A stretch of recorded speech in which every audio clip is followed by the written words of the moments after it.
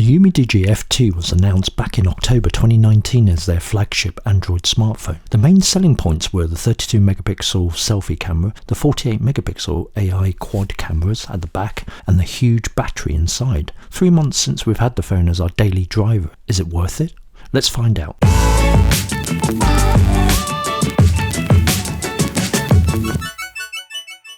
The F2 has a hole-punch selfie camera on the top left of the display. The corners are nicely curved thanks to the 2.5D edge curved glass design, making it feel comfortable in the hand without being slippery. On the glass back you'll find the holographic design that creates a subtle shimmering optical illusion. It definitely looks classy and lifts the design from its budget price. The 215 gram weight and 8.7mm thickness are mainly taken up by the gargantuan battery. It does make the F2 a tad heavy to handle for long periods. The included case is useful but ideally should have been clear to show off the shimmering colours. The display on the F2 is a 6.53 inch FHD plus screen with a 19.59 aspect ratio and a sharp pixel density of 395 ppi. The resolution is 2340 by 1080 on the scratch resistant screen. Viewing angles are excellent with the IPS panel and outdoor visibility is good on max brightness. Colours are strong and vivid. Watching YouTube content or catch up with Disney Plus is a joy on this generously big display panel. The power button on the right also doubles up as the fingerprint sensor. Takes a little getting used to. Sometimes it's hit and miss with its accuracy and speed to unlock. Alongside it is the volume rocker that works perfectly. On the left side is the SIM slot. UMIDIGI have given it a very useful 2 nano SIM 4G slots,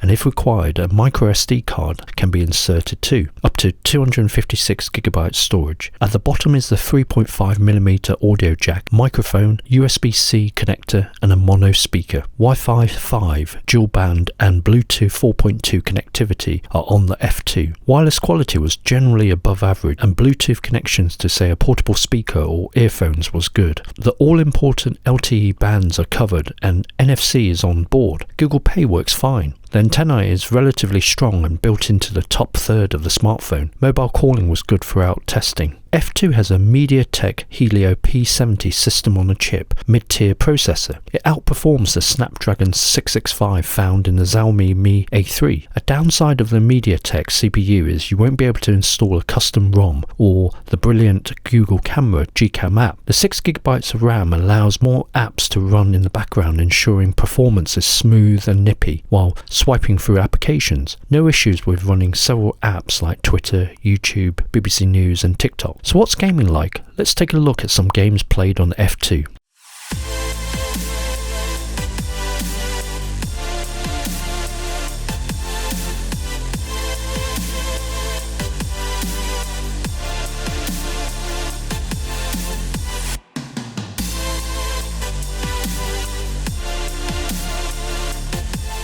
Stock Android 10 is present on the UMIDIGI F2. There's no bloatware or a weird custom skin. Everything runs smoothly between applications and Google Store is installed, ready for your favourite Google apps. There's even a system-wide dark theme option. The F2 has a 5150 mAh battery that can be charged with up to 18 watts. Due to the huge capacity of the battery, charging is never going to be rapid. Wireless charging is not supported. The F2 gives you easily 2 days plus of decent battery life with general usage and low display brightness. The Samsung primary sensor on the F2 has a resolution of 48 megapixel with a f1.79 aperture. There's also a 13 megapixel ultra wide camera with a 120 degree field of view. A 5 megapixel depth sensor helps with bokeh shots. The final 5 megapixel sensor assists with taking close up macro shots at 2 cm. Under good lighting, the main camera and wide angle reproduce decent photos if a little pale in colour. Autofocus under good conditions locks in quickly. In low light, photos are average and detail is poor even with so-called AI scene detection. Macro mode is useless. More often than not, it doesn't work. Portrait mode with the depth sensor is better than previous UMIDIGI phones, but is still poor. In comparison, my 3-year-old Sharp Acros S2 produces superior bokeh shots. The 32 megapixel selfie camera is surprisingly not half bad. Plenty of detail and good colour in decent conditions. The video on the selfie is usable too. Face ID on the front sensor is good and unlocks swiftly. Video records at 1080p 30 frames per second with digital image stabilization. Color and contrast are washed out and jerky. The focus moves around too much while filming, even with EIS. If you want to giggle, there is a slow motion video option, but again very subpar compared to the competition. 5 pros and cons of the UMIDIGI F2. Strong battery life. If you need a smartphone with long battery life, the F2 doesn't disappoint. Easily over 2 days with medium usage. Good display. The 6.53-inch FHD Plus screen is sharp. Colours in general are good. Brightness is useful outdoors and the viewing angles are excellent. 4G global bands. The F2 works with most carriers around the world, covering all the necessary 4G bands. Clean Android 10. Stock Android 10 is refreshingly clean on the F2, no comical skin or theme used, leaving the F2 responsive and quick to use on a daily basis. Dual SIM and SD slots. The bigger players should take a leaf from the F2 with the ability to add 2 nano SIMs into the F2, as well as expanding storage with a micro SD card. No updates. The F2 might have the latest Android 10, but you won't see any major updates anytime soon. The last UMIDIGI update was from the 28th of November 2019, and the last Android security update was on the 5th of October 2019. Big and heavy. The downside of a massive battery is the F2 feels heavy and bulky, especially when holding it with one hand for any period of time. Whether you're making a call or watching a video, you'll soon notice your wrist starts aching. Fingerprint sensor. The side sensor is hit and miss with unlocking the phone or when fingerprint authentication is required to log into an app. Camera. The F2 promotes a quad camera setup, but it might as well have 2 sensors in the ultra wide and 48 megapixel. The depth and macro cameras are next to useless.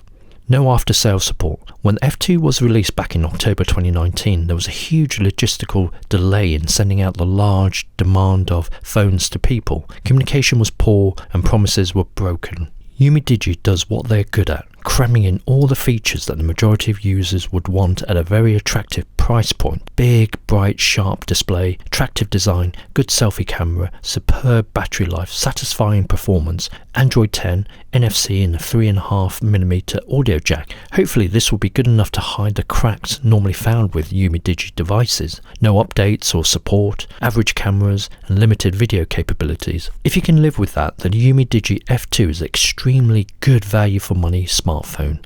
What do you guys think? Leave your comments and discuss below. Hope you guys enjoyed the review of the UMIDIGI F2 phone. Please click on the like button if you enjoyed this review video and subscribe if you would like to watch more of our tech videos. Thanks for watching. Cheers.